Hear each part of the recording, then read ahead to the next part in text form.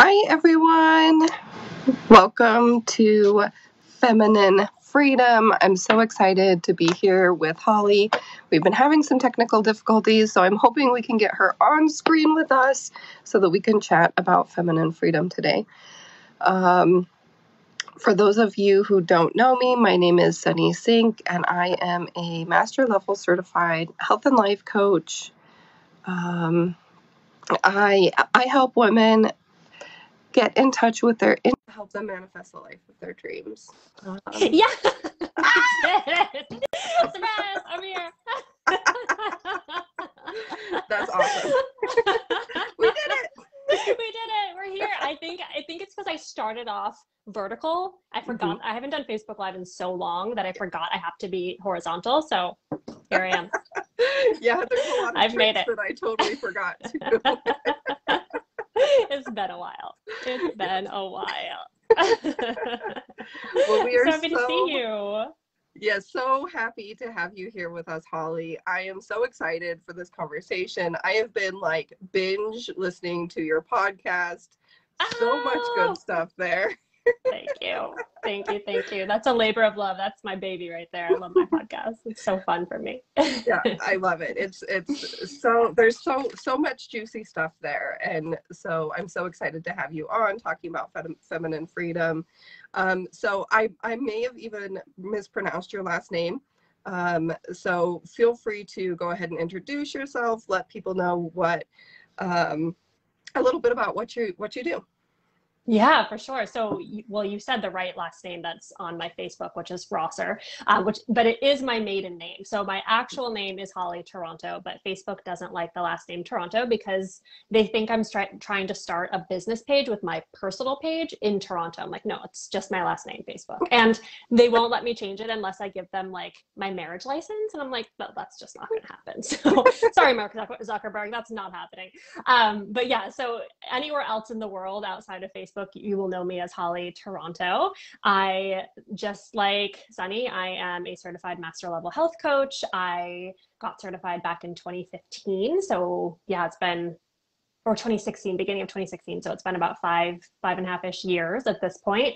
And I'm sure we'll get more into my journey and my story and things like that. But I kind of have two, I would say, sects of my business, and they're not necessarily different from one another.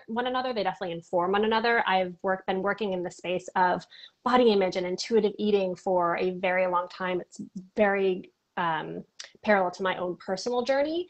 And that's something that I'm deeply passionate about and will continue to do. But as I've deepened in that work, I've come to realize that body image isn't the only place that women feel trapped by, that women feel like they have to comply and follow rules and sort of abdicate their own power in order to earn love and safety and belonging. And I think that that's a much deeper rooted experience for women, even just beyond the manifestation of body image. And I'm calling that the compliant woman, which we will get into. And so really helping women move through compliant woman conditioning so that they can step into their feminine freedom, which I define as reclaiming your voice, intuition, and power, so you can harness all three to create the life that you deeply desire.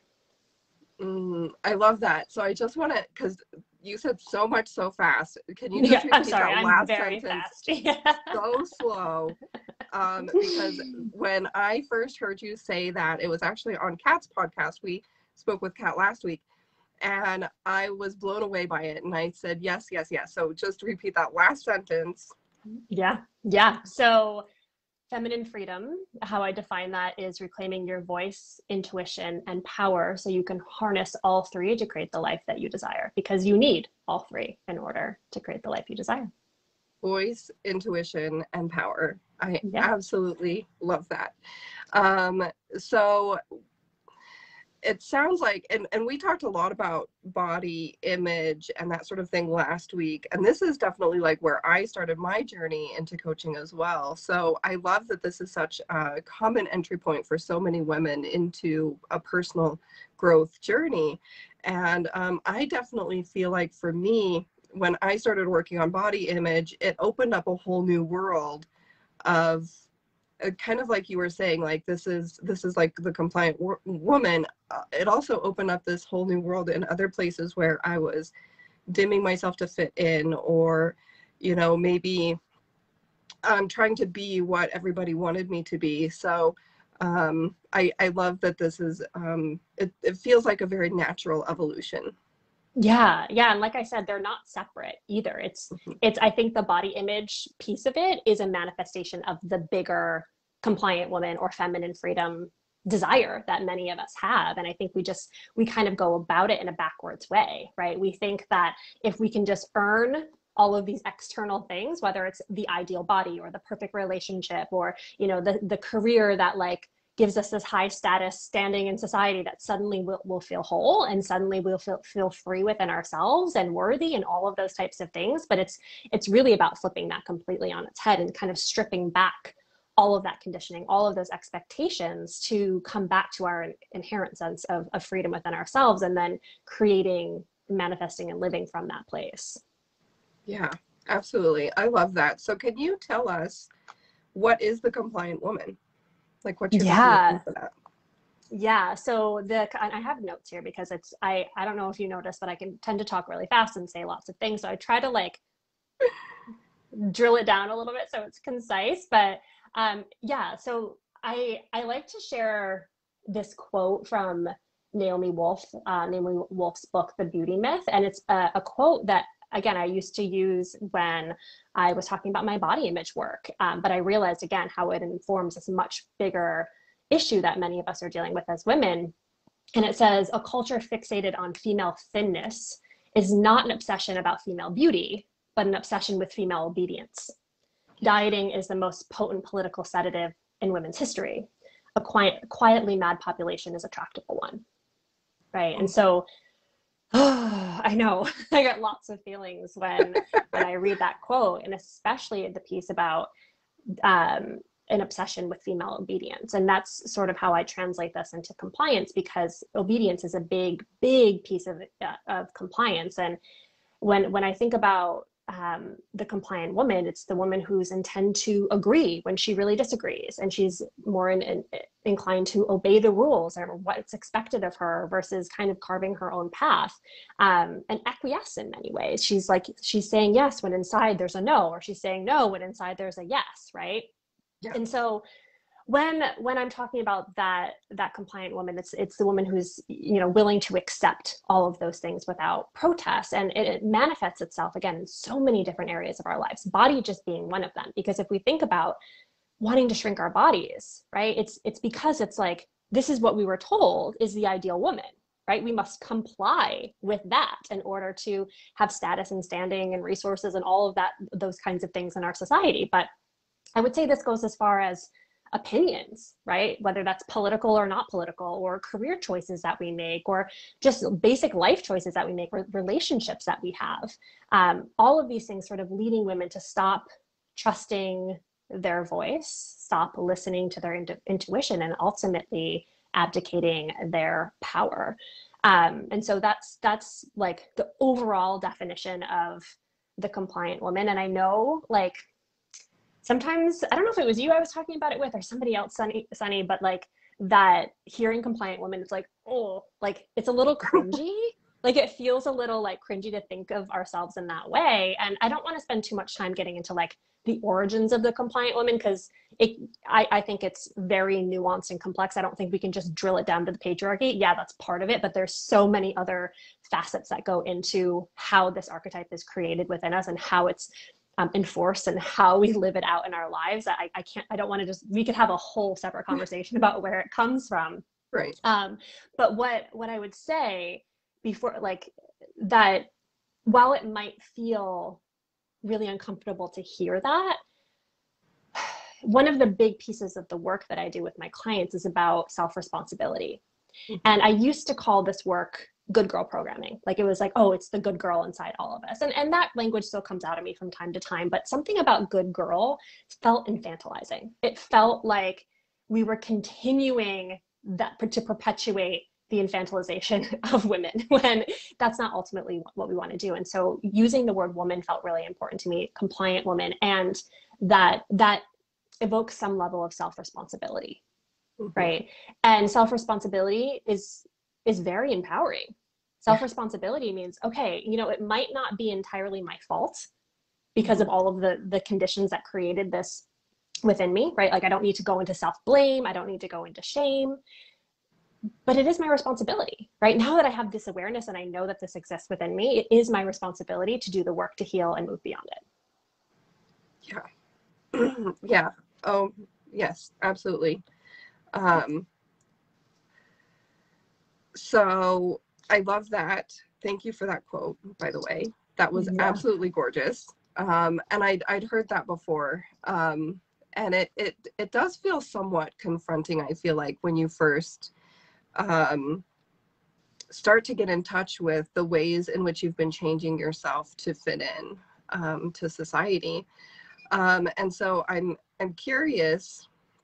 So for me, I noticed that it was very pervasive. It was in all areas of my life. It was especially, like, even when I started to dismantle this, it really still especially showed up in my marriage, in my personal life with my family and friends.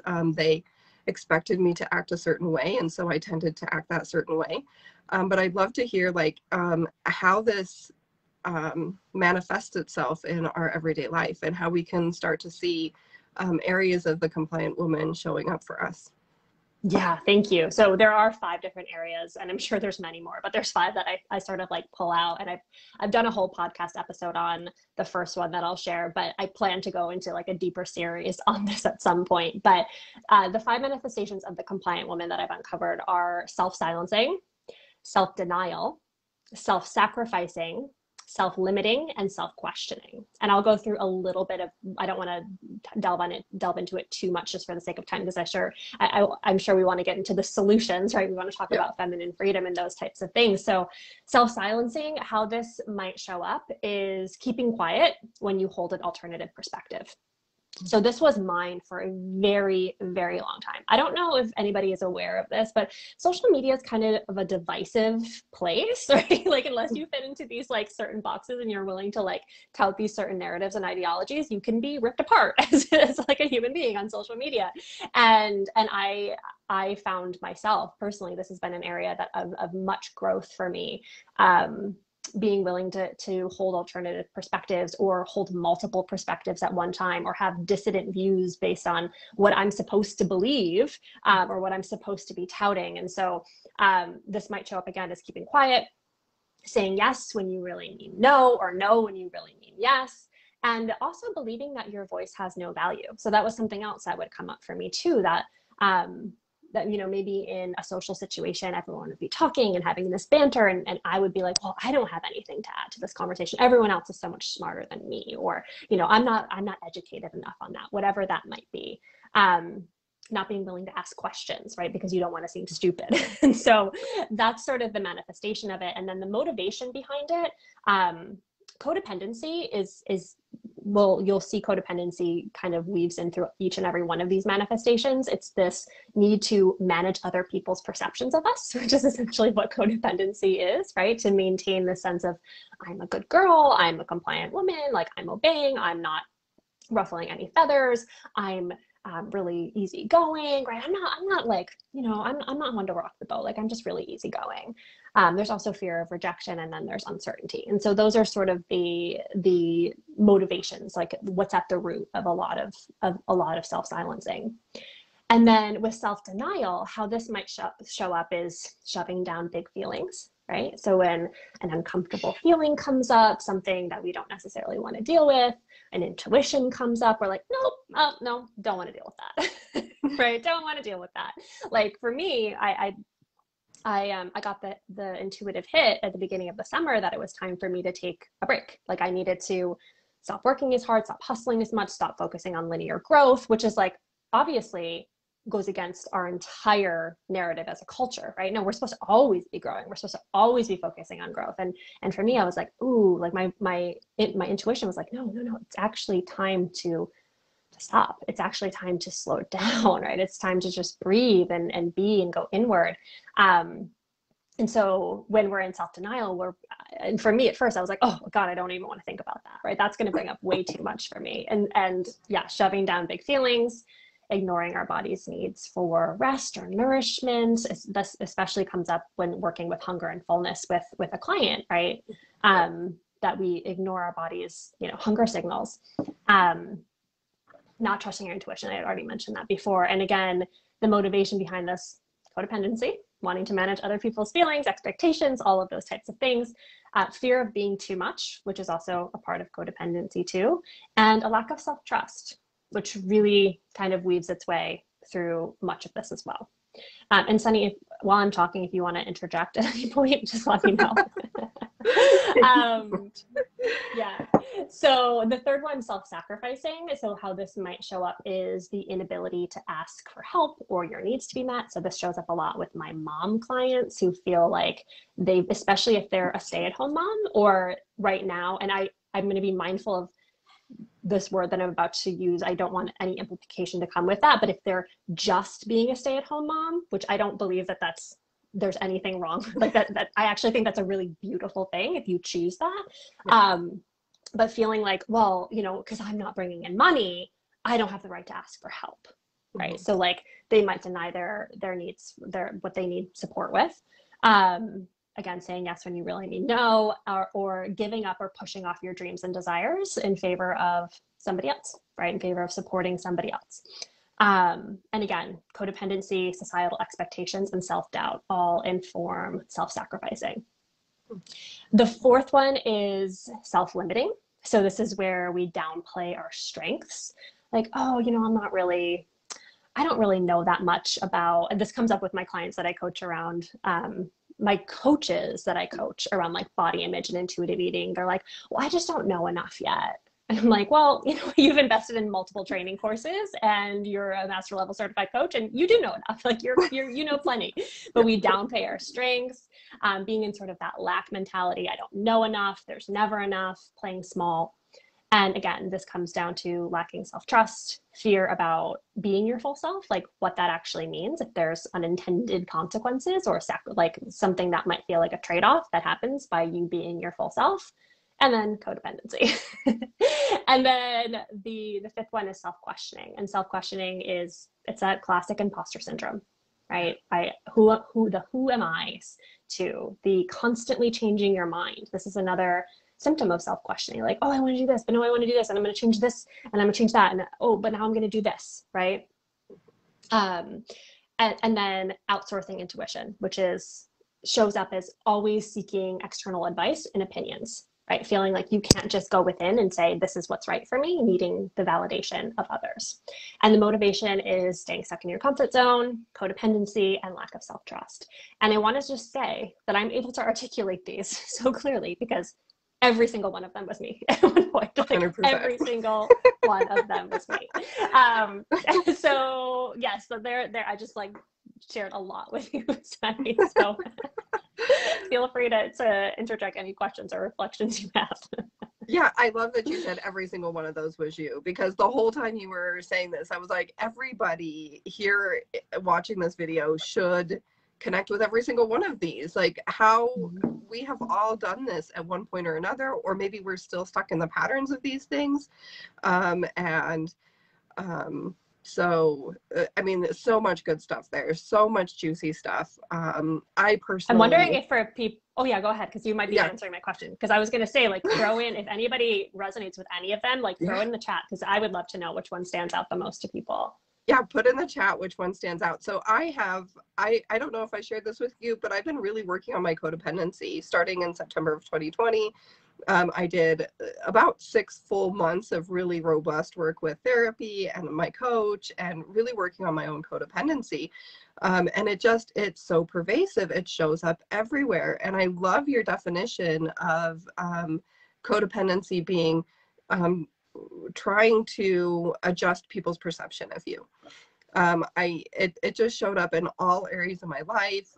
And as I started getting into that, it was clear that I had underestimated, like I'd say before September when I started looking at it, I knew about the caretaking, you know, like trying to take care of the people around you, trying to make them happy.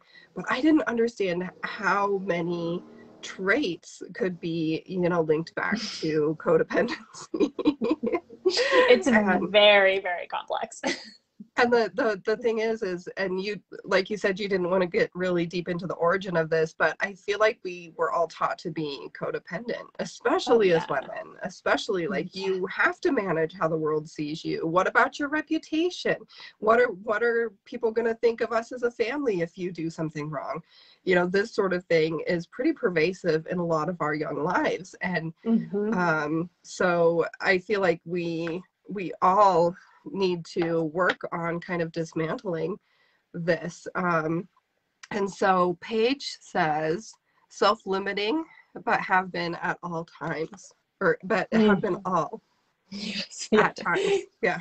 Yep. Many of us have, Paige. Many of us have. I honestly can't feel like I can even just choose just one. I resonate with all of them. I have definitely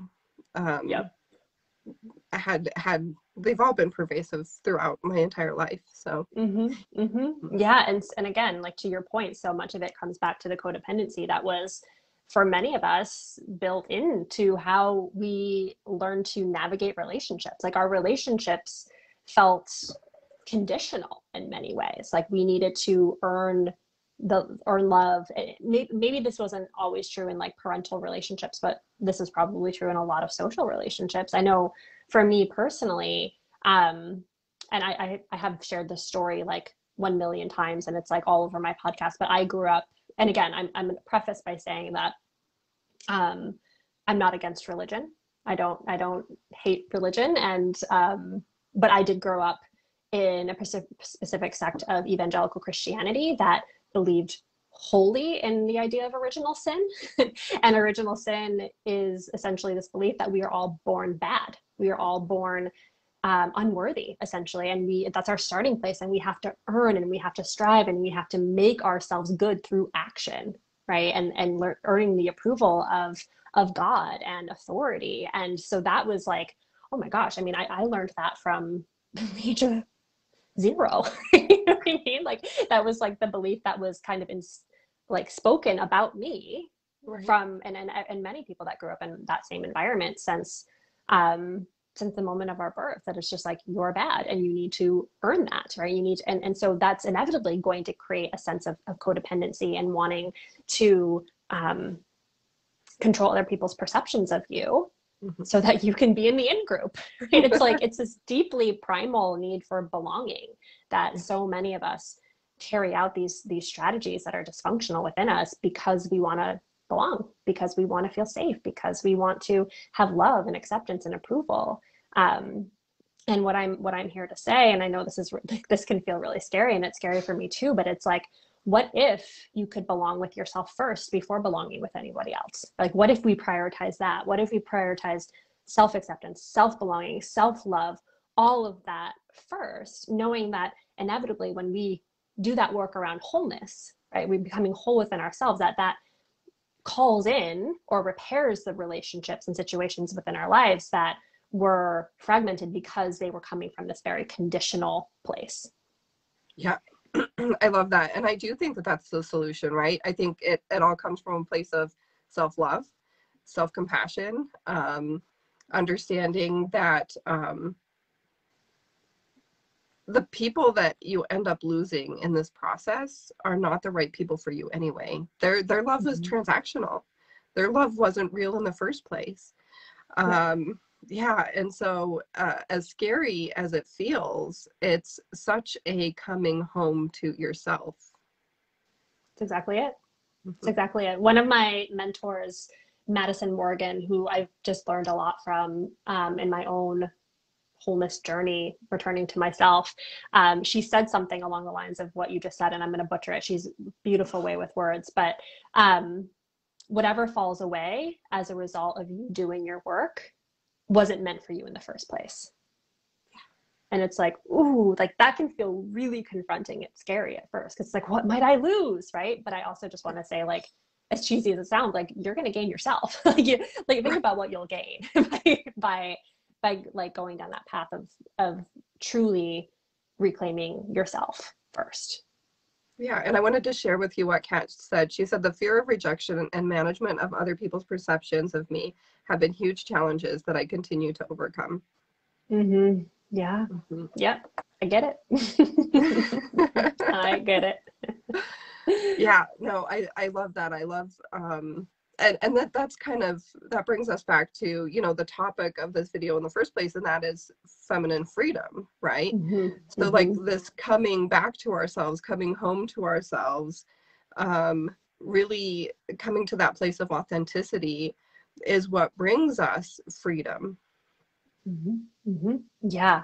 Yeah. And that work, it's incredibly abstract. Like I feel like sometimes it's hard to really put into work. Any of like my clients who've worked with me, I think can attest to that, that it's like it's incredibly personal and it looks different for every single client that I've worked with.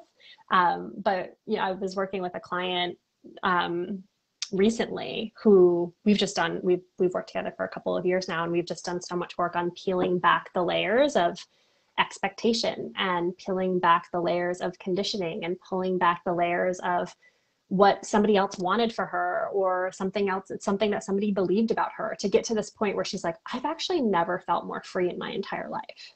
Like I've never felt more free. And it's like and for her it's like, okay, now I'm at this place of freedom. I'm at this place of like, I know who I am, and how can I actually build from that place? Like how do I actually start to like build the life that I want? What she called this like a magical forest that she wants to build of her life, like the relationships that she wants to have, the parent that she wants to be, the work that she wants to be doing in the world, the travel that she wants to be doing, all because she came back to that inherent sense of wholeness and freedom within herself. Yeah. Yeah, and I think that work is so pivotal when looking at creating that life of our dreams. Until we get clear with what we want and what's right for us, and we can get in touch with that intuitive piece, right? I think that we're then just manifesting the life other people want us to live. And even within that manifestation, we're not going to be happy. We're not going to be Mm-hmm. living the full true versions of ourselves. Mm-hmm. Yeah, yeah, yeah. It's interesting. Like I feel like this work, um, when we are able to get clear on like what our voice is, like what's actually ours and what's the voice of society or a parent or you know some other expectation, um, we might even find that the circumstances of our life don't really need to change that much, but who we're being in them get to be up leveled and like fully expressed. Like I think about you know, I'm not a mother, I'm a dog mom, but like I've worked with, you know, many women who are mothers. And this, like when they became mothers, this fear of losing themselves as a mother, to give themselves, like, I have to give myself entirely to my child. Like my life is over now that I'm a mom. Like that was something that like my clients who became new moms while we worked together believed. And I was like, oh no, no, no, no, no. like, let's actually look at like where that comes from. Like, did that come from a parent who said, or a mother that said like, well, my life was over as soon as you came in? Or, you know, these like, all of these tropes that we see about like the stressed out, overworked mom who just wants to drink wine all the time because she like hates her kids so much, you know what I mean? And like, no, it's actually like when we get to drown out that noise, it's like, oh no, I get to decide like the parent I want to be, right? Like I get to decide how I want to manifest that in my life. And the same, I think about, you know, Sunny, you're a coach. I'm sure a lot of people in this group are also like healers or coaches or people who want to start their own businesses. I think oftentimes when we start this work, like we get this sense of empowerment, which is wonderful and beautiful. And maybe we start to learn from people who are further ahead of us in their journey. But like there is this narrative around, well, you're only successful if you are a six-figure coach, right? And that you have 10,000 followers on Instagram and, you know, you have X, Y, and Z. You have all of these vanity metrics that define your worth and define like your success as a business owner, as a coach, and all of that kind of stuff. And like, I fell into that too. I was like, oh, I need all of these things in order for people to see me as successful as a coach. And I'm like, the more work I've done on myself, again, I'm peeling back those layers, listening to my own voice. I'm like, can I swear? Am I allowed to swear? Yeah.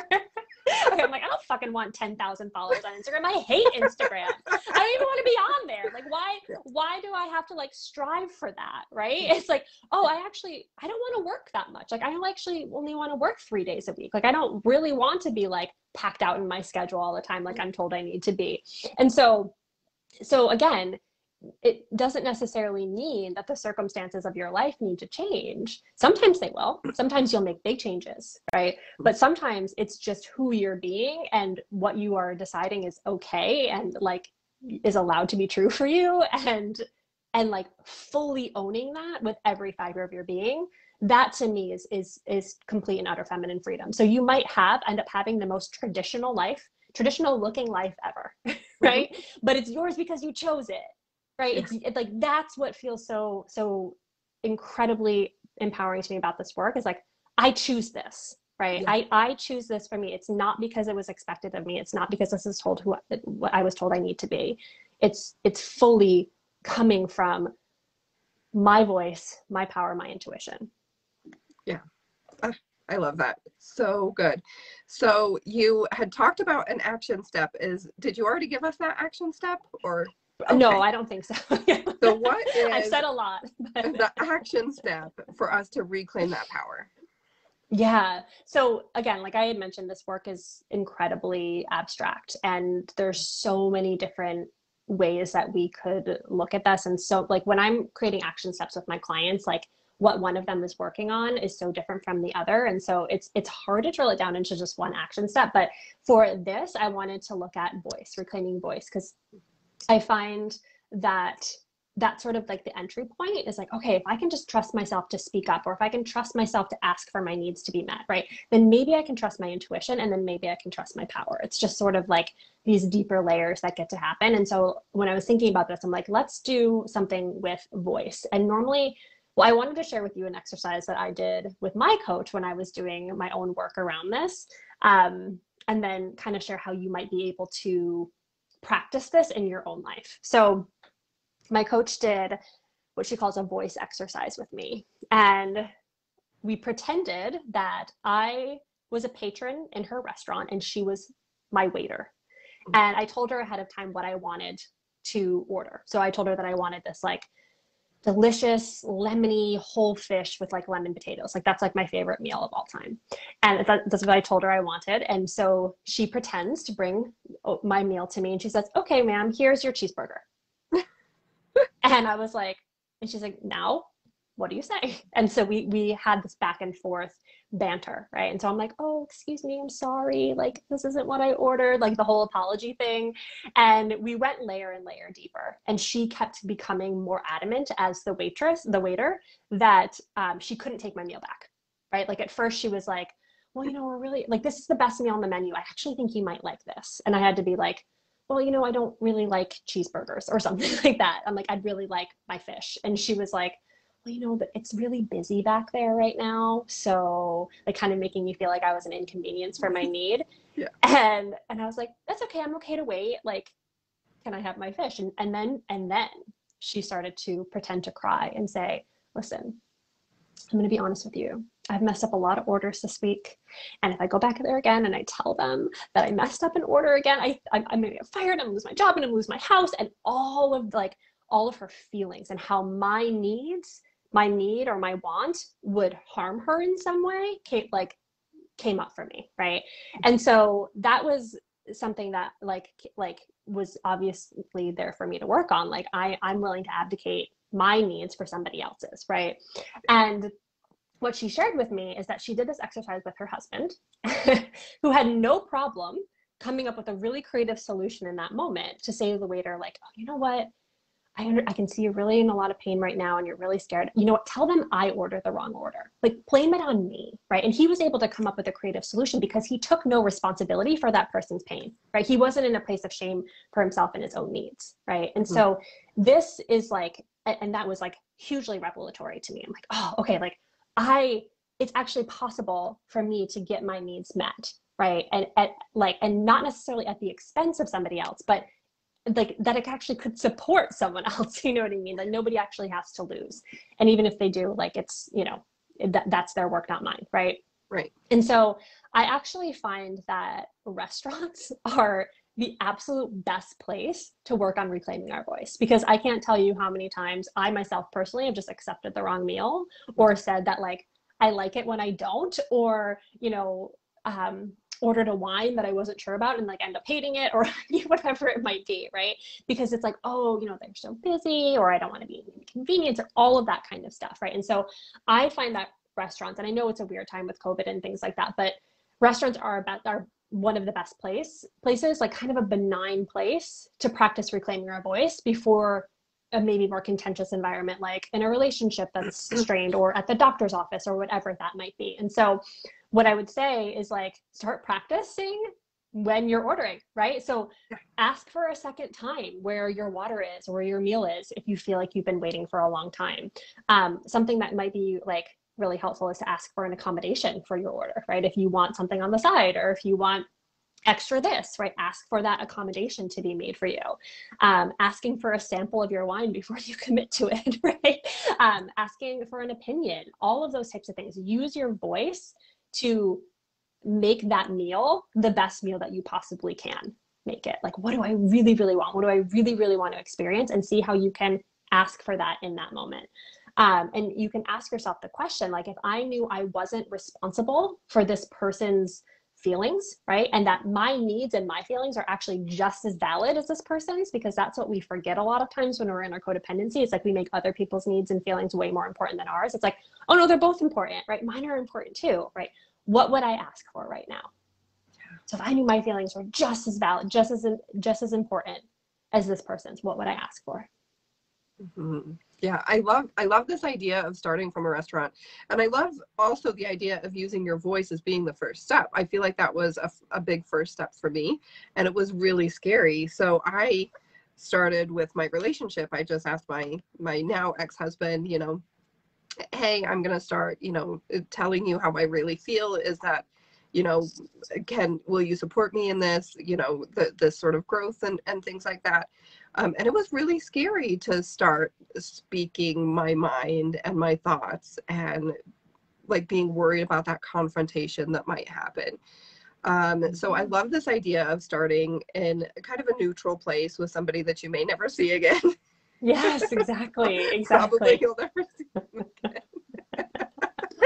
I'm thinking about a friend of mine too, who told me the story about them being at a nail salon and getting a pedicure, and the pedicurist you fill up the basin with water, and they put their feet into the water, and it was scalding hot.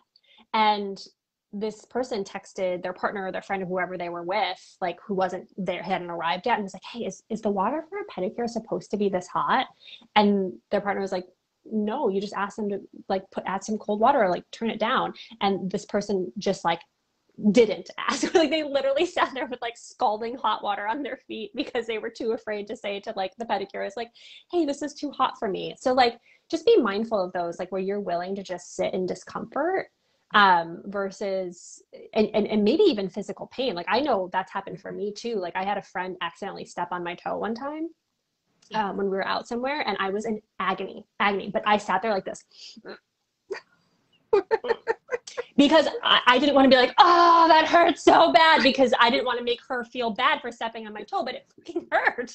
And I wouldn't let myself like do what we do when we're in pain and like express like, ah, oh, that hurts so bad. And so notice that too, like notice where because if you're doing that with your body, right, you are definitely doing that in your relationships. 100%. You are definitely doing that in your career. You are definitely doing it. How we do one thing is how we do everything, right? Yeah. You are definitely doing that other places of your life. And like, that is one of the biggest ways that we abdicate our voice, right, by not speaking up, but also our power, right? We're just like, oh, like I'll sit here in this discomfort, I'll take this. It's sort of this like self-flagellating thing, this like self-punishment thing, like, oh, I'll take this, right? I don't want that person to have to deal with it.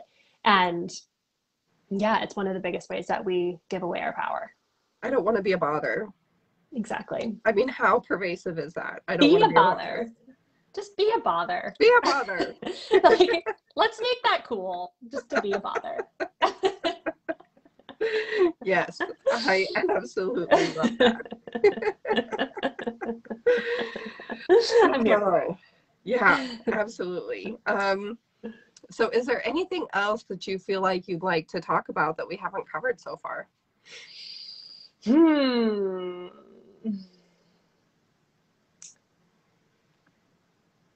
I I think we've covered a lot. I'd love to know what people's takeaways and insights are. I can't like really see comments right now, so I'm not sure if there's anything coming in, but I would love to know what people's takeaways are from this, what they are committing to. And yeah, I'm thinking so before, because it's the new moon today. Mm-hmm. Mm-hmm. And I was doing a little reading before we hopped on here, and the reading was like so spot on, and it kind of follows exactly what we were talking about. So can I just share the cards really quickly? I'm not going to Yeah. read like the full things, but I just want to Yeah. show them because I feel like I pulled it and I was like, this actually feels like it's resonant for what we're talking about. So the first card I pulled, so I did a like a past, present, and future dynamic kind of thing. And the first one was following my truth, Mm.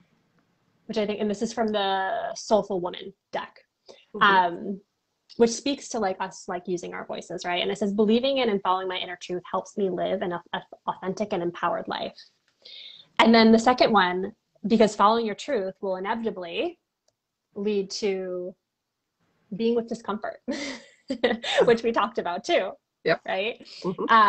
At times of discomfort, I courageously seek my soul essence, which is clear, pure, and luminous, which what this is saying is that with each level of discomfort that we are willing to delve deeper into, not bypass, not like cover up, right, but like delve into, there's a deeper connection to our feminine freedom and ourself when we do that. Yeah. And then what that leads us to, and I'm not making this up, this is exactly how I pulled it, is to true worth, a deep understanding of true worth. And it says, my true worth is intrinsic and shines from my inner being like a sacred jewel of love and compassion, which I truly believe that this is what this work is about. It's peeling back all of the stuff, all that doesn't belong to you, all of the false narratives, all of the conditioning, all of the outdated strategies that aren't working anymore, so that you can be whole within yourself and build courageously from that place. I love that. What a beautiful reading. That is, thank you so much for sharing that with us. That is absolutely beautiful. We had a couple people put some ahas. Please feel free, guys, put any ahas or insights, any takeaways, anything that you might be working on moving forward. Put that in the chat below. Kat says, I'm allowed to be an inconvenience. Yes. And Amber says, this resonates with me so much, very empowering. And Yay. Kat said, love, love, love. Love, love, love. Awesome. Oh, so glad. I'm so glad it does. Paige said that she loved your reading. Great. Yeah, that's I was just, like, this is for everybody. yeah, it's just so spot on. Absolutely. Like that, kind of that evolution. Amber says she wants to go to restaurants every week now. Yes, yes. It's like it's an act of reclamation, right? You get to practice all of these tools. Yeah, yeah. I love that idea. It's such a non-scary. I mean, it's still scary, right? It's always scary when you first use your voice. But it's maybe a little bit less scary than, and less confronting than somebody who's used to getting their way against you. Yes, exactly. In relationships where there's already a created dynamic, right? Like a set dynamic, and that you are going to have to disrupt in order to get your needs met or be like whole with it, like your authentic self within that relationship. It's way scarier than a waiter that you could just choose to not go to that restaurant again. Right? So, and generally it's their job, right? The customer is always right. So, yeah. Like, I'm not saying be an asshole to somebody, like that's not what I'm saying, but just like ask for something, like just be an inconvenience. Yeah, insist on what you need. Paige says, I have more ability than I give myself credit for. Yes, you do, Paige. Love it. Awesome. Okay, Holly. So how can people find you? How can they connect with you beyond today? Yeah, so I'm in a funny place right now. You could follow me on Instagram if you wanted to. I'm on there sporadically talking about my podcast. I would say going to my which I can drop the link if that's okay, Sunny, to my journaling guide that goes along with my podcast. That is a really powerful exercise on uncovering the parts of yourself that maybe you're feeling fragmented or aren't whole for you, and uncovering what those parts are so that you can start to do that work to call them back and live in your power and in your voice and in your intuition.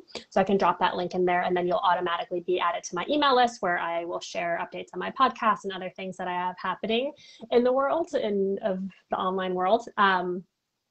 And yeah, I would say those things. My podcast is Return to Wholeness. I can drop that journaling guide, and you can follow me on Instagram if you want.